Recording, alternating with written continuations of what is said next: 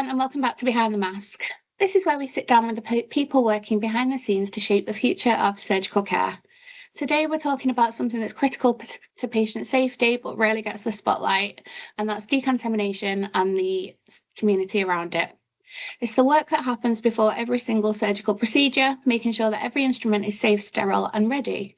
To talk about this, I'm joined by two leaders who are championing this essential work in their NHS trusts, Rob and Sharon, who I will get to introduce themselves properly in a minute. Both are leading decon teams and working to raise the profile of this vital profession by volunteering with the IDSC in their own time as well. So Rob, Sharon, thank you so much for being here. Thank you. Pleasure. So I'm just going to start with you, Rob. So could you just introduce yourself and your role, please? Yeah, certainly. I'm Rob Warburton. I'm the Trust Decontamination Lead for Manchester University Hospitals.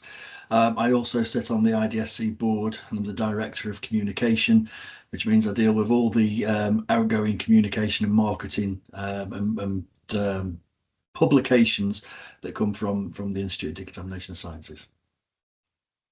Thanks. And Sharon?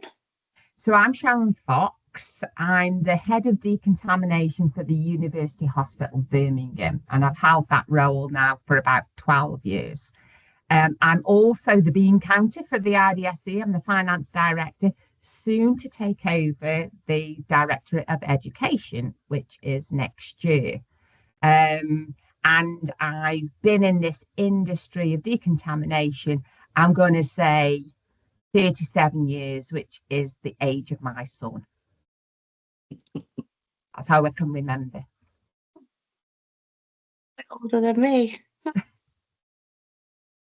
Oh, no, that's great. I'm just thinking, our audience, most of them will know what decontamination is, but there may be a couple of people listening that don't. Could one of you just describe a little bit about what happens in the decon teams? Happy for either of you. Well, I mean, I'll jump in. When you say decontamination, it's a very broad topic. A lot of people either focus into just what we call sterile services, which is the invasive instruments that are used in surgery, or they focus on endoscopy, which is the cameras that are used for exploratory procedures, going into an orifice somewhere. But decontamination in a broad spectrum, what Sharon and I look after, it's anything within the healthcare organisation that is getting cleaned between patient uses, and decontamination is made up of cleaning, disinfection, and sterilisation, depending on the criticality of the device. So critical devices will need to go through full sterilisation, which is the full process that I've just mentioned. And then you'll have semi-critical devices that need to go through what's called high-level disinfection. So they aren't able to be sterilised generally, but they need to be as close as sterilisation can be using the highest level of disinfection. And then you have the non-critical devices. This is anything that just comes in contact with the skin, and those devices just need to be socially cleaned or low-level disinfection. And that's generally what the term decontamination in a nutshell. I don't know if Sharon wants to add anything else to that. Excellent explanation, Mr. Warburton. I would say yes. The job role for me is morphed. It has morphed in, and you'll find that decontamination leads or head of decontaminations go off on tangents. I know Rob does a lot about water. I don't get involved with water. We've got a big wig who deals with water, but Rob, and then there's some decontamination leads also go into linen as well, with linen contracts and stuff like that. I don't do that because that goes out. But yeah, basically any device that requires high level disinfection or has to is used as part of the treatment, what happens within our trust has to be verified by me, because they will go out and buy this product and then they realise the chemistries that they're using in a healthcare setting will either damage the product or not clean the product effectively. So we tend to tease that out of, to ensure that the trust standards are maintained, because we don't want nurses, doctors going off at a tangent and buying a bottle from Aldi. We need to make sure it's the right stuff. Which does happen. I've found people using Milton, which is the disinfectant solution that you'd use for babies' bottles. Some people think that's acceptable for medical devices, and it's not. There's a lot of regulation around decontamination. There's a whole lot of standards and legislative advice and guidance that we need to follow. Yeah. And this kind of comes back to a lot of the things that we say. This is really critical to patient safety, and if something does go wrong, it can be really high risk. Yet for some reason, the teams seem to be working in the background, not always in the spotlight. So how do you guys feel when you hear things like that? Like, does it make you feel almost like you're not in the spotlight enough and you need to be? Oh, I definitely think so. I mean, I think when I retire, I'm going to write a book on it because I could do some shocking stories. And you always think, don't you, these consultants and these high-level practitioners, that they're very educated in the know about things. And the simple process, but important process of decontamination is, if it isn't followed, how that can critically impact on the patient. And this is what the IDSC is about, is bringing that knowledge together. I know we're, before we go off and talk about the Congress, but there is some topics that we're discussing in the Congress this year that have been going on for years. As I said, I've been in the business for 37 years, and I can't believe we're still talking about the same things. But I think we've spoke about it, but now we're evolving as an industry where we are now able to have that word and make that influence, because people are recognizing, governments are recognizing and saying, if you don't have trained staff within decontamination, this is what can happen and this is how it affects the patient. Yeah, and I'd add to that you're right. I don't think it makes us feel bad, but we are considered the unsung heroes. It is, but that's the same for all support services. I think in the public eye and in the news and in government and things like that, the focus, rightly or wrongly, is always on the frontline staff. It's always on the clinical staff. But what people don't realise is the support services are the enablers. Those clinical services, those patients, they couldn't be seen, they couldn't be treated without the support services. It is the clues in the name. And with how serious decontamination is, because we're talking about devices that have come in contact with blood, tissue, and everything on one patient, and then they're going to be reused on another patient. We have to have robust processes and procedures in place to make sure that there's no residual contamination left before being applied to another patient. And it's no exaggeration to say that if your decontamination unit is shut down, it would stop surgery. There would be no surgery in an acute trust. So that is how important decontamination is to patient care. What do you think are kind of the biggest misconceptions that people think about decontamination? Well, I think that they don't think it's technical. I think, they just think we're washing knife, fork and spoons. They don't realise the science behind it. There's a lot, yes, we've got to think about temperatures and chemical, effects on materials. As Robert said, we're reprocessing devices to be used on several patients, so we've got to ensure that we understand the device, how the device is used. I mean, without digressing, I can remember when I was junior and I think I was an SSD supervisor at the Royal Infirmary in Stoke, and there was a patient that needed an halo fitted, and the doctor didn't know how to assemble it because we had to disassemble it so it would make sure that it was washing everything. And I had to run over to one of the theatres and show the consultant how to assemble this device. And then before he kicked off, fancy doing this, and I said, well, if we didn't do that, then it wouldn't be cleaned and you wouldn't be able to use it anyway. And then after I told him how it gets used, where it goes on the anatomy, and he went, oh, crikey, you stuff, don't you? So, well, yeah, I do. Thank you very much. I think Continue with your day. And that was regular. I was going to say, I think that's a really good point, because I was trying to explain it to a forum at my hospitals a few months back. And I said, well, if you think about your scrub nurses, so you have a nurse for orthopedics, you have a nurse for general surgery, ophthalmics, whatever. And same with the surgeons. They will be, absolute experts. They'll know every single type of instrument that they use. And there's literally millions of instruments.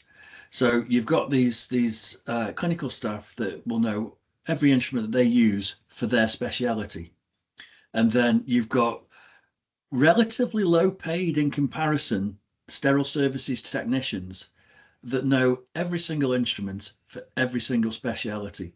Yeah. And what Sharon was saying about the areas that we get into, again, this is where decontamination is a very broad topic, because within the realms of decontamination and infection control, we're touching on a lot of scientific areas. So we have to know about water quality because that's vital to the process. We have to know about chemistry because part of the process is using chemistry. We have to know about steam tables and how steam works, and superheated steam and clean steam. We have to know about ventilation. We have to know about infection control, and basic anatomy and physiology for where the surgical instruments are applied and the risk factors for that, and then leading into basic microbiology. So there's a lot of science behind all of that as you progress through decontamination till you come to the sort of the top of the tree, if you like, that when you're managing a decontamination service, you have to be like a jack of all trades. You need to understand the fundamentals of each one of those specialities to be able to apply the science to decontamination. It's a big job. It's a really big job. And alongside that big job, you both volunteer as well. I don't know how you do it. So I'm just going to chat a little bit about the IDSC. And obviously we have the Congress coming up very soon this month. Yeah. Week after next. Yeah, it's really soon actually. So before we introduce the IDSC, I just wondered if you'd just talk a little bit about why you decided to get involved and kind of what motivated you. Well, I don't know, but I can't say there was a motivation for me. I came out of the military. I made the brilliant decision to come out during the recession. So, and I was looking for managers' jobs, and I was quite fortunate that I had a very good mentor who saw something in me, and he was the decontamination lead for Salisbury hospitals, and I embraced it. It was interesting. I found this new thirst for knowledge, and that's never really left me ever since. I've just been hungry for more information because, like I've said, the topic's so broad and there's so much undiscovered and so much to explore, and always new technologies coming out. It's just kind of fed me from there. So I can't say that. And this is what you'll find with nobody gets into no one sits there at school thinks I'm going to get into decontamination when I start work. It's one of those careers or those callings that you kind of just come across, and for certain probably damaged individuals it makes us find it quite keep interesting. That to yourself, Rob. Yeah, so for certain individuals it's fascinating, and once you're in, you kind of hooked. I've got out of decontamination several times in my career, going into sort of medical device industries and chemical industries and things like that, but 3 times I've been pulled back in. I felt like I was in the mafia. Every time I think I'm out, they pull me back in. And this time being back in, I'm back to stay. Your skills, though, Rob, don't you think that's polished your skills? Absolutely, it's given me appreciation for the commercial side, and it gives me information that most sterile service managers or decontamination managers didn't know because they don't understand what goes on the other side of the industry. But now I do, and it's same as you when you were with Nuffield and being in commercial as well. You come back, you come back stronger. Yeah, you do. I mean, for me, I always wanted to be a social worker, and I think I hit that when I started managing staff. That was me. I just want to be a social worker when at school. I'm a people person. I like helping people. I like problem solving. My dad always thought I'd be a good copper. That's what he always wanted me to be. But no, I wanted that. And I got married young. I had 2 children, and then forgot how to speak to adults.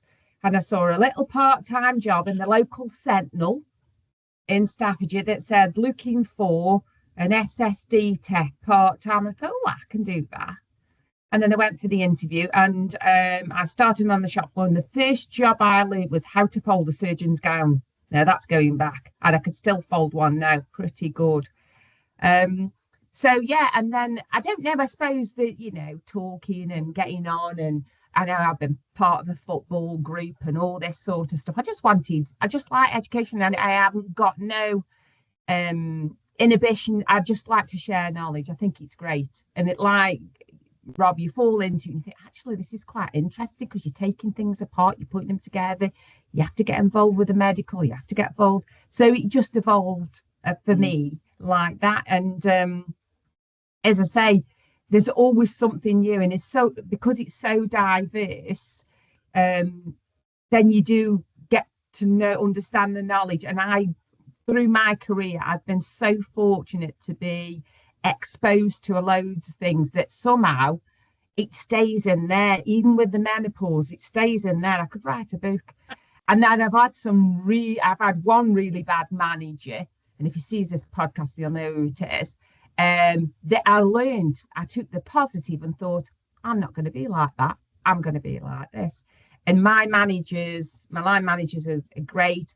I even got seconded into theatre, and I trained as an ODP, not to be an ODP, but to understand the ODP and then relate that back into the sterile services setting, because I came up through the ranks, became a training manager, wrote training programs that were sitting guilds, and having that knowledge as the user then enhanced my skills to train staff on the shop floor. I had about 200 staff that was training. It was always recruitment, but we lost a lot, we gained a lot, but because that was the rate of pay and there was no development progress.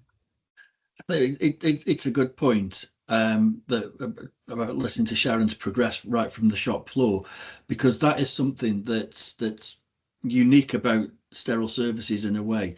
It is an entry-level position.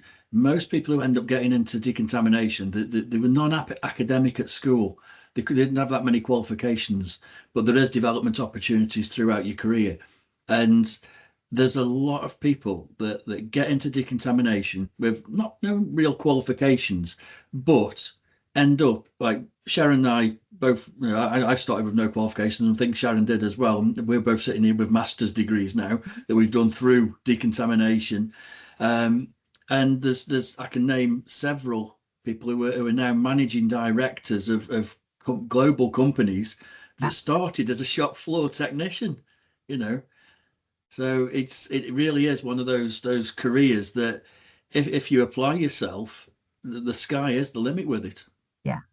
And that's it. If you've got supporting good managers, and now with how, you know, education is progressing with the IDSA, it's much more clearer on how people can progress. It's like there's funding. I mean, I was so fortunate. My last line manager, the last manager, who I still keep in contact with, he's retired and loves working on his allotment.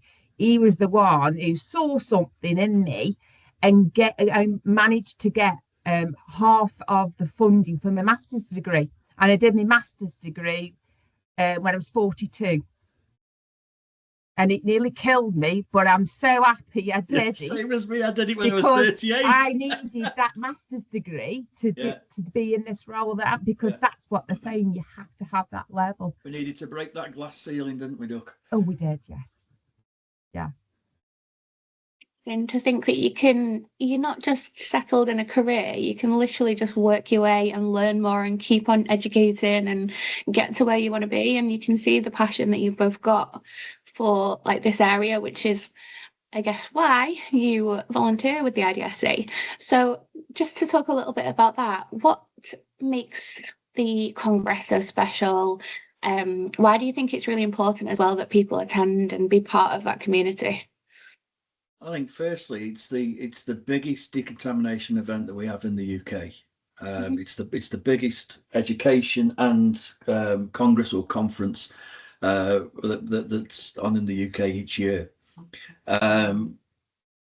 It's the way it's pitched as well, because we make sure, as part of the IDSC, we want to provide education and learning, and that's not just for the shop floor technicians. We want to be able to provide that education, that CPD, all the way up. So people who sit in myself and Sharon's positions, we still need to learn. We don't know everything, and we make sure that the IDSC, that there's lectures for people like us.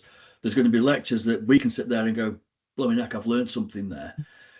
So we've got that those levels. We have sessions on education for the junior team members, the junior managers, the people who are just getting into it.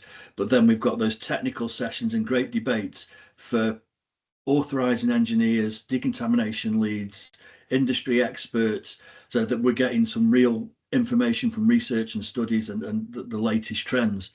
I think that's what makes it so special, because when you look at the other conferences available, I'm not going to mention the organizations that provide them, which are all great because it's all promoting the industry, but the level of content at the other events, it is subpar compared to the IDSC. The IDSC is the pinnacle.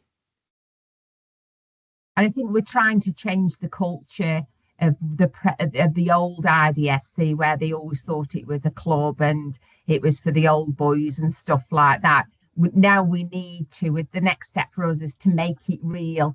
We're now recognised as healthcare scientists. That's the professionalism, and to maintain that registration, then people have got to develop. And as Rob said, we have to develop. Now, I've done my masters, I've done this, I've done that, done it. What else can I do? It's by going to congresses that are CPD'd to, gain and uplift and refresh your underpinning knowledge. And that's what it's about, because, if you look at, my daughter's, she's a clinical lead specialist in oncology or something. She's trained, she did Keele University, she's a very highly qualified trainer, she's at the pinnacle, but she has to do that. She has to do professional development, goes off, she has to sit with a mentor. She's been she's 38, so she's been a nurse since she was 24, so she has to do that. Medics have to do that. All practitioners, to maintain a registration, have to do that. So I think that's the next building, or for us. The other conferences are good, and they're good exposure for sending staff out and understanding the etiquette, but they're not normally CPD. But it's a good opportunity to expose them, and because I can remember when I first went to a conference, I was like, oh crikey, what are they on about?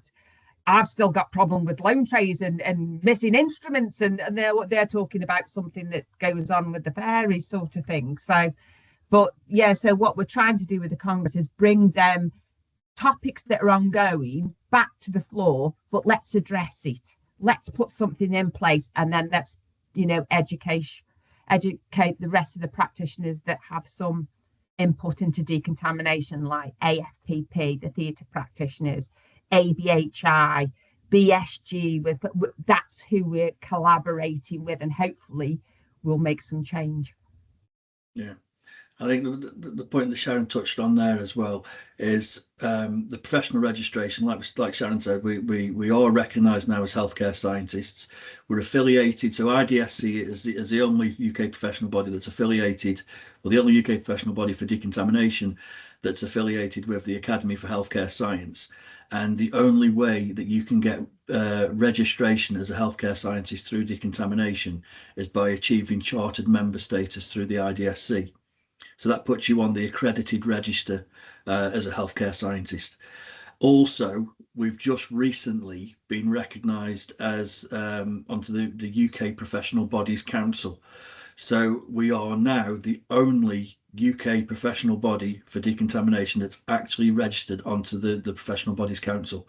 So there's a lot of clubs, there's a lot of other organisations that can consider themselves professionals bodies, but they're not registered on the council. IDSC is, and that's why it's the important one, and that's why we're so at the upper level, talking to the Department of Health, talking to MHRA, BSG, and all the other healthcare organisations about shaping the standards and changing the future. Amazing achievement, by the way. Well done. It was a board effort, I'm saying, It was and I team think, effort. the Mr. Garcia played an Mr. important part. Garcia, Yeah. well, he's going to have a gold star. He did Oh. exceptionally well. His nagging work paid off in the end. But it's work that started actually about 10 years ago. There was Yeah. a national chairman named Jeff Schrogan. Yeah. Unfortunately, he's passed away recently. But he started the work of upping the standards for the membership criteria and getting us affiliated with the Academy for Healthcare Science. And it's Trevor, who's the current and outgoing national chairman.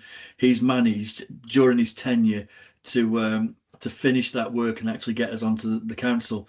So now that we are fully fledged, that we're there now, the new coming chairman, Dean Barand, he can now take us forward to the next levels, and that's where we become more of a regulatory body. Talk about kind of next level. What does the kind of next, 5 years look like for the IDSC? What are people going to expect? A lot more education and a lot more robust education coming out. Yes, definitely. I think what we've got is Rob mentioned, we've got a new chairman coming in November. We've got a new governance coming in. I take over education. We've got a new finance director coming in, and we will take time out to review and set out the business plan for the next 5 to 10 years. And we will share that with all members so they can see the hard work that's needed, but also not be afraid of putting the hand in the hat for, I fancy being a director, or I want to be on a subcommittee, because I think we're a bit more open and transparent. And I always say, when I get up on my soapbox and talk at study days, and I say to people, if I can do it, then you can do it. I wasn't an academic. I'm a more practical person. I learn by doing and feeling and touching, and I don't read this. I have to read it several times before it goes in. So, if I can do, and that's what we want more collaboration. We want more members to get involved so they feel that their word is being listened to, and that's how we're going to evolve. I mean, membership is on the increase, which is fantastic. But yeah, we know we've got a lot more. Helen Campbell, who's the Director of Education, she did a sterling job with the technical certificate for SSD and the technical certificate for endoscopy. We need to build on that, because we've got industry manufacturers that are sending representatives into healthcare settings and say, look, I've got this device. Oh, they use it down the road, no problem. They sell you the package, go away, then we've got a headache. So we need to educate them. We need to educate AFPP. There's lots that we'll be doing, and hopefully they'll start to see some changes, because I've recently done a few surveys that I'll be showing at the Congress, and it's quite shocking some of the responses that we've got, and the members are quite open and honest and say that happens all the time. But when you look at the root cause, it's the user that we need to educate. But if we haven't got that document, that evidence for them to take to the user and say, well, actually, this is what you should be doing, you need to do that, maybe things will get better and more easier, and then we're all singing from the same hymn sheet.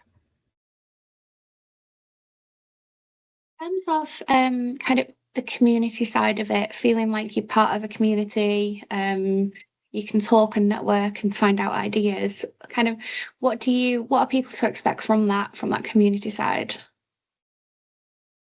Probably using the wrong word, but it is an incestuous industry.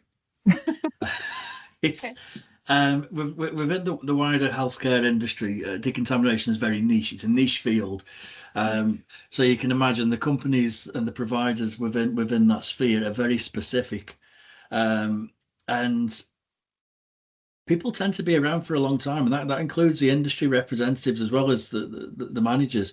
So you do get to, there's lots of network opportunities, and you do get to know people from around the country. And you'll recognize the industry guys as well, because what you tend to find is even when they change jobs, they're only going to go to another company which is within the decontamination field. So you get a lot of movement around, but it's the same faces. So yeah, it's definitely a very close knit community. Everybody once you've been in it a while, you tend to know everybody, and everybody knows you. Um, and yeah, it's great. I mean, the IDSC is great for networking, because we have the 3 day event, as well as study days that we put on from the local branches. We have the local branches, so you're there with everybody from your region, to all the people with like-minded agendas from your region, and peers, should I say.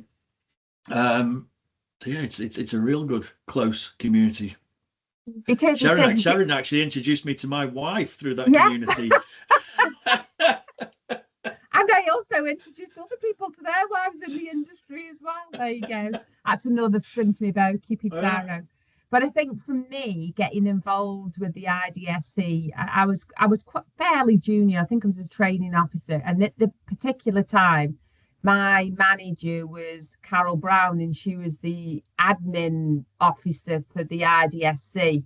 And she said, "Oh, you need to come along." And I just think, no disrespect to Carol, I got a lot more knowledge than her, because she was actually office based and somehow started managing, but she hadn't got a Scooby-Doo about a cardiac bypass tray. And I used to train her in my spare time, showing her the knife, fork and spoons.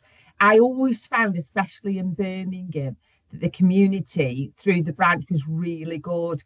I worked with the late Gillian Sills, and everybody thought she was the queen. She was the queen of the IDSC. She even dressed like the queen.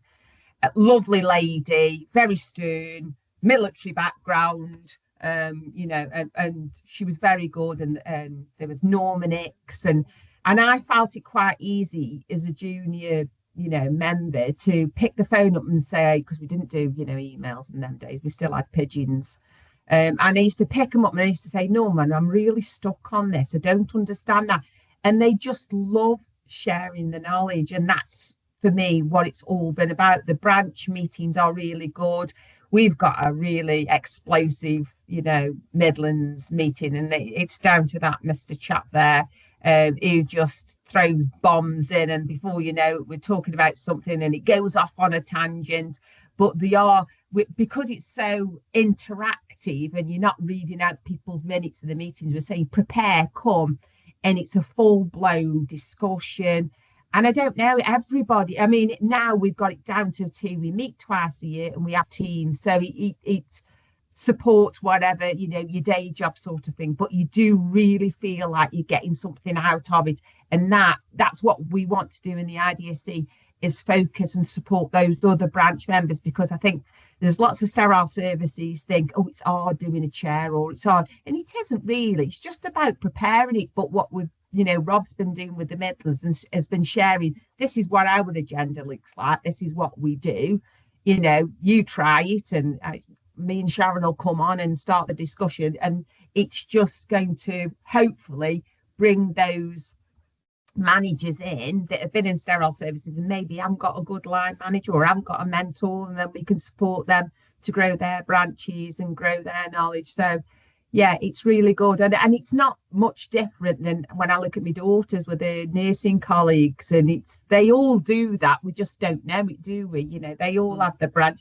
My sister-in-law's a podiatrist, and she's got like her club and the branch meetings, and when we discuss, she goes, "Oh yeah, we do that." It's all about, that's how the profession grows. Yeah, it's about, I mean, the branch meetings are predominantly about benchmarking and shared learning, and this is what we encourage members. Say, look, you've got people around this table who I mean, we're so lucky with some of the people that we've got.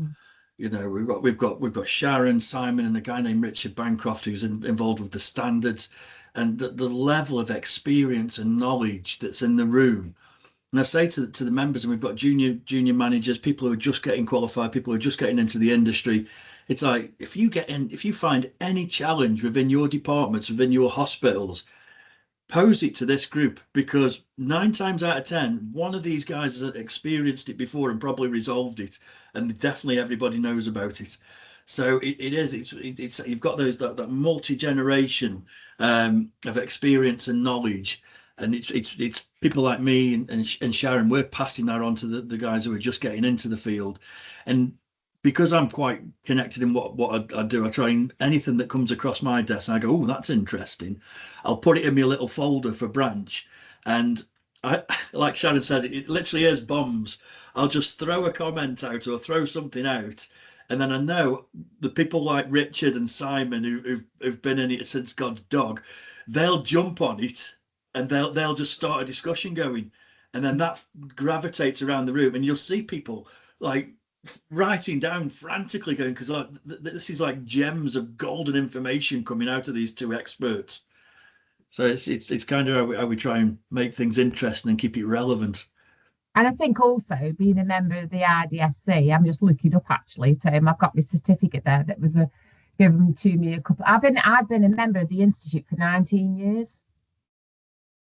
So if it wasn't good and useful, I wouldn't have been. So it has got, I mean, for me, it's helped me with my career. It shaped me. I've been able to go to those people and say, I'm not sure about that. And they've helped me and supported me. And as I say, I've been a chairman of the Midlands branch. I've been a council rep.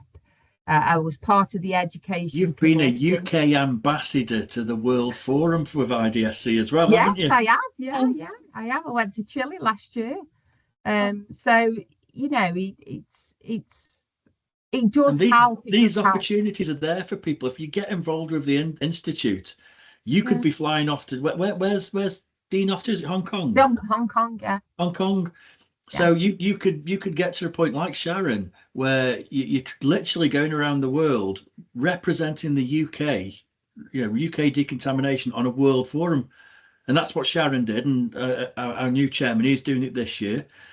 So it goes around with all the directors. We all get the opportunity to go and represent UK decontamination on a world stage. I mean, last year I got requested. Well, the IDSC requested for speakers to speak in Dubai at their medical. Oh, you went to Arab Alf as well, didn't you? Yeah, Arab Alf, yeah. And there's one thing I definitely learned when I went to Chile, and it was full of 600-700 people, all nurses. They all want to be like the UK. They think the UK is at the top with regards to standards, training, development. They were, in America, bless the cotton socks, they're still hand washing surgical instrumentation, let me tell you. Yes. And when you think about it, you can't get your head around it, because most of these top robotic things that have been invented come from America, but you can't clean them. Because and I was blown away, absolutely blown away. I was sitting as part of that World Forum, and they were going, we won't be like the UK. We want to, so you'll find they follow us. There's developed, highly developed countries, like the States, but their decontamination practices are 10 years behind the UK and probably about 5 years behind the wider Europe. The other way around, because obviously they're private healthcare as well over there, and they've got to make a lot of money. That's the misconception. Probably this might be controversial for your podcast, but what you'll find in the UK, and this is where people don't understand the NHS, and everybody's very quick to slam the NHS. Yeah. The reason the NHS has the difficulties it has is because the NHS is more robustly adhering to guidance and standards. Now, you think that you're getting a higher quality of care in a private hospital because it looks nice, they've done all the front of house, you're getting the weighted service, it's lovely. Yeah. But behind the scenes, when you look at the regulation and standards, the NHS is operating at a much higher standard, because it's a government organisation, because it has to. Private industry, they don't conform to the same rigorous quality as we do, because we're funded with public money, so we have to be responsible. So although people like to talk bad of the standards of care in the NHS, that's largely because of the mass amount of the population that the NHS is trying to serve. But in reality, when it comes to regulation and standards, there is nothing higher than the NHS. Yeah. I guess you just wouldn't expect that from the US, would you? You think that they're all innovative and Shocking. yeah. Cowboys. Well, In my eyes.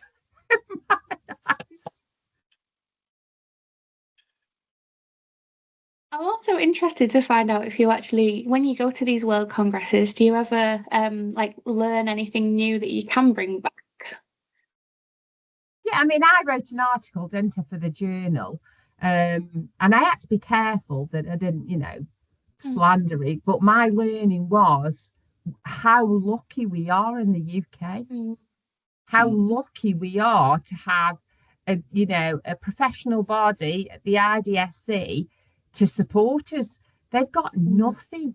Yeah. nothing out there. Their sterile services are managed by nurses.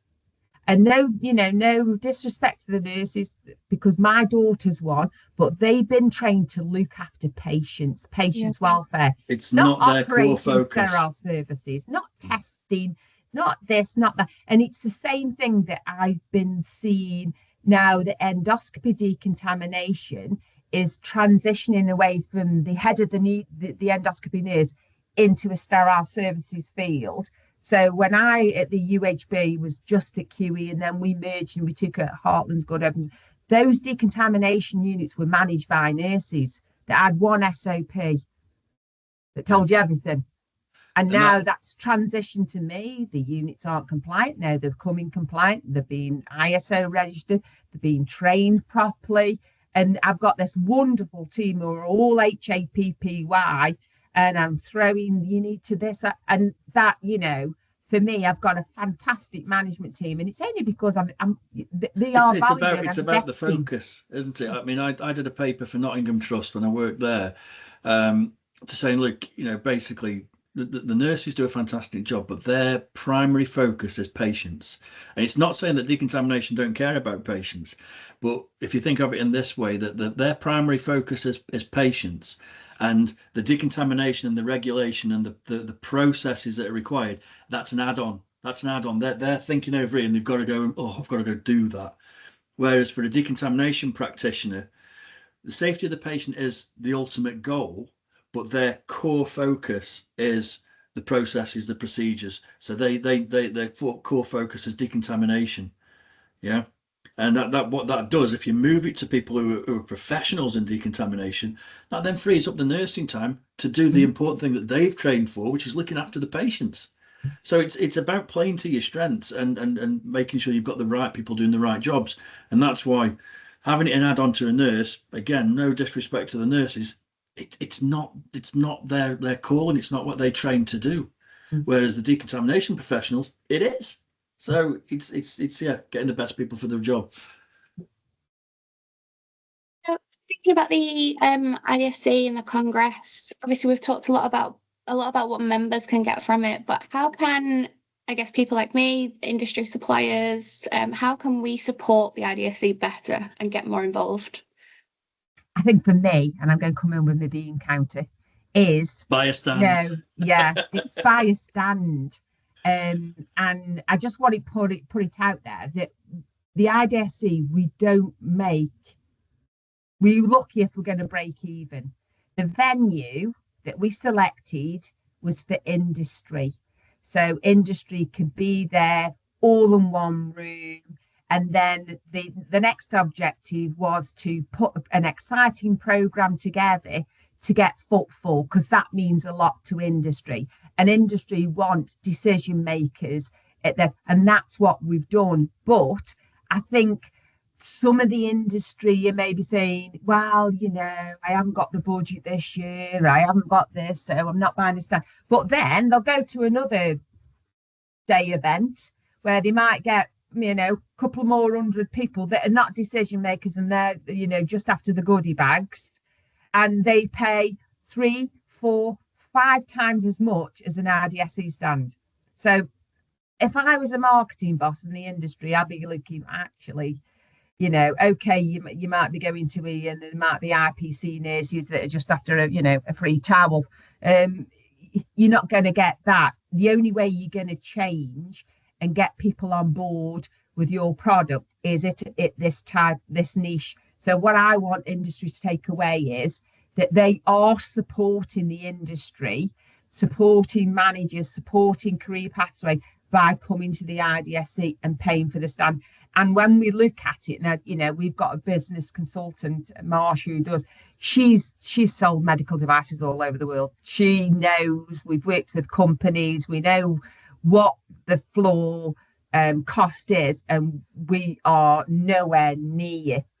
But I think on hindsight, when we started to do this, we didn't really know the floor wasn't costed effectively. And there was only us really in CSC that were knocking about there, wasn't there, you know, with regards to cost. But now there are other competitors out there, but you've really got to think about value for money. But that's what I want the industry to do, is don't be afraid, put your hand up if you want to be a part of, you know, the Congress committee, education, you know, we aren't frightened. You can bring that knowledge in, but please support the Congress, because what we want to do is, if we get full support from industry, you know, next year, if we can see a forecast where we're going to make something, then we'll give it to members for free.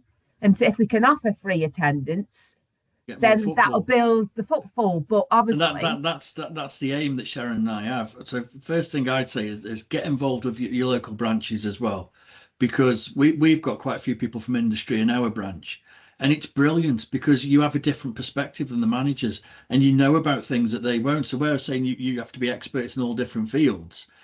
This is where the industry can support with that, because you are literally experts in the products that you're selling. So that's always very useful. But like we're saying about Congress, Sharon and I have the same vision, that we would love to be able to offer that out free for decontamination practitioners. And it's like the chicken and the egg scenario.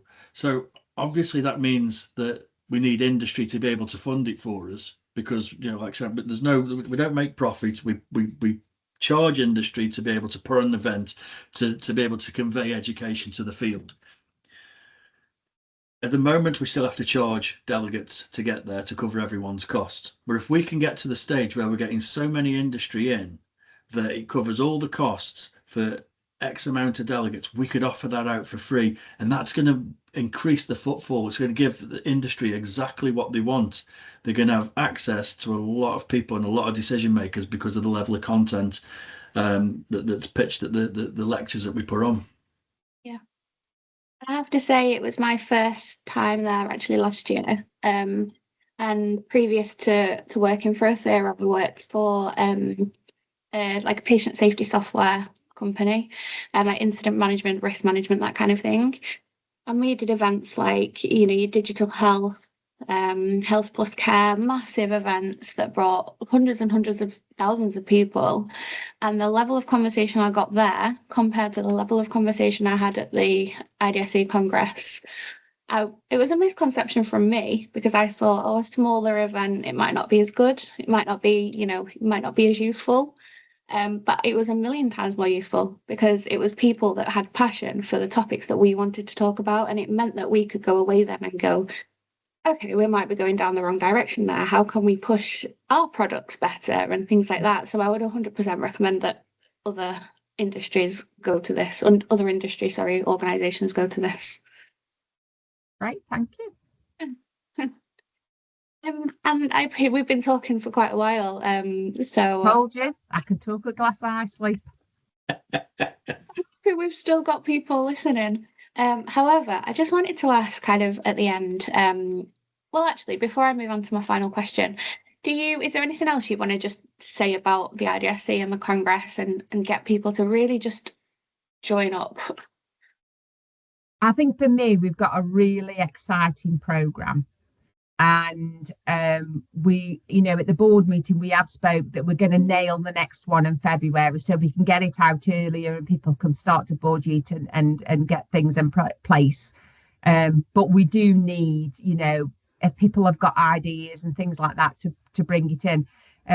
We've done it quite slightly different. I mean, the great debate causes lots of, you know, conversation, and I think that's what we need to do. And I think the key, you know, some key stakeholders that we've got a lot of headliners this time. We've got some of the senior leads from NHS supply chain. So industry can ask a question, not throw a tomato, but can ask a question if they're not sure about.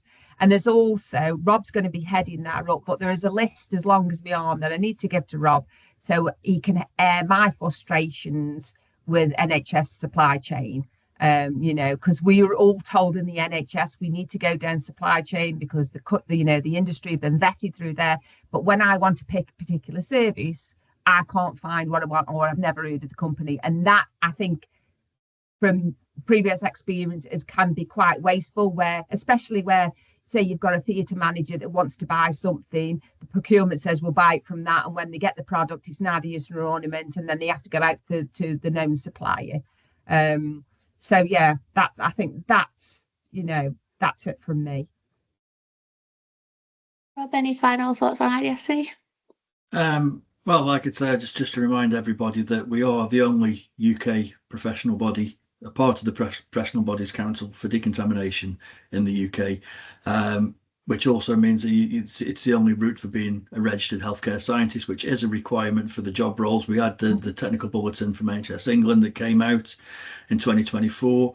That gave us 5 years to be compliant with job competencies. So everybody has to have an education within decontamination. The IDSC is the best forum for doing that. So I'd encourage people who are in the industry to become a member, go through the education, become a chartered member to get yourself registered, and industry and practitioners attend Congress. It's absolutely great. You know, the information that you're going to get, particularly this year, and the plans that we've got in the pipeline for next year, it's going to be invaluable information and education for what's going on in the industry. And we've got some exciting, never seen before speakers who I get excited about, which is one of my new Bezi mates. Yeah, so we've got Dr. Celine Harrer from Ireland, and she's a principal microbiologist, and she is incredible with infection control and decontamination. And whenever she opens her mouth, it's just fascinating. Yeah. So yeah, we've got her this year, and I would encourage anybody who's doing any form of endoscopy, just come and have a listen to Celine. If that's the only thing you can make, come and listen to Celine. And we've got the head man from Scamp Safety. Yeah. Yeah. We've got him in, and that our president, Professor Tony Young, who's a urology consultant, has pulled some strings and got some clinical entrepreneurs that coming through. So there might be some weirdos walking around and then approaching industry saying, "Can you manufacture this or that?" So, but that's going to be exciting, and that's another niche thing for industry. Yeah, I mean that's one of the big selling points for industry this year. We've as well as 238 delegates, which is a big coverage for a decontamination conference. We've got NHS supply chain leads from NHS supply chain there who will be at conference that industry can talk to. We've got NHS entrepreneurs that are coming. So you've got what's the guy's name? I forgot, Rob. The lead man for AI in NHS. Ralph, I think he's the buddy from Professor Young, and I think it's Tony Young. So I'm not sure of his name, but Ed Oncho that's dealing with AI in NHS of innovation, isn't it? Yeah. So we've got some real senior players within the healthcare market, which I think if I was still on the industry side, I would be saying to my marketing directors, we can't afford to miss this one. Really exciting. I know we're excited anyway, so. Okay, final question for you both. I'm going to put you on the spot. Do you have or it might not be the proudest, but can you name a really proud moment from your career in decontamination where you look back and you think, wow, I can't believe I did that, my team did that, I was involved in that. I'll give you a second to think, and then whoever wants to go first. I know it straight away because I've talked about it before, and no matter what I've done in the industry, projects, processes, patient safety implementations, anything like that, none of that is what comes close to. I've had two members of staff over the years. One of them, she came to work for me as a band 4 supervisor, and I mentored her through her career, and now she's the general manager of a private sterile services in the south. And and I've got a lady over at Nottingham. She came from HR. She knew when I started, she self-admitted, she says, I knew nothing about decontamination, the science. I was a staff manager. Now she's going to decontamination committees, she's coming to branches and she's holding her own and having that scientific discussion about decontamination. And she says that came from the support that I gave her. So those two individuals, they are my proudest achievement, as seeing people that I've been able to pass on that knowledge and seeing them success in their careers. For me, which actually was a couple of months ago, I have to do a report for the Infection Prevention Committee group that's chaired by the chief nurse. So I did my paper and everything else, and everybody has a part of that, you know, what we're doing thing. And at the end of my report, she just said, Sharon, can I thank you and your team for making devices safe for our patients? And I was like, oh God, thank you.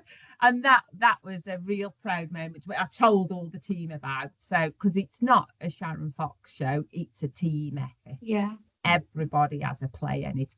And that was really, really good that the chief nurse, because it was a massive agenda, loads of people, and she took time in front of everybody to say that. And I thought, brilliant, thank you very much. That's all we need. Recognition. And I think from what you've said about some of the people coming to the Congress this year and all the, you know, being recognised as scientists and everything that's happening is pointing to decontamination coming out from behind the scenes and being seen as more just critical to everything. So I think it's amazing what you're doing, and I love the passion as well that you both have. Thank you. Don't forget, make me look 20.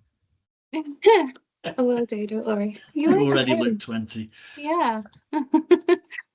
And thank you guys. That's a wrap for this episode of Behind the Mask. So a big thank you to Rob and Sharon for joining me today and sharing those insights into the vital work happening both across the decon world in the NHS and also in the IDSC as well.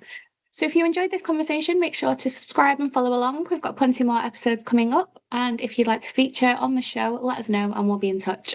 Thanks again for watching, and we'll see you next time on Behind the Mask.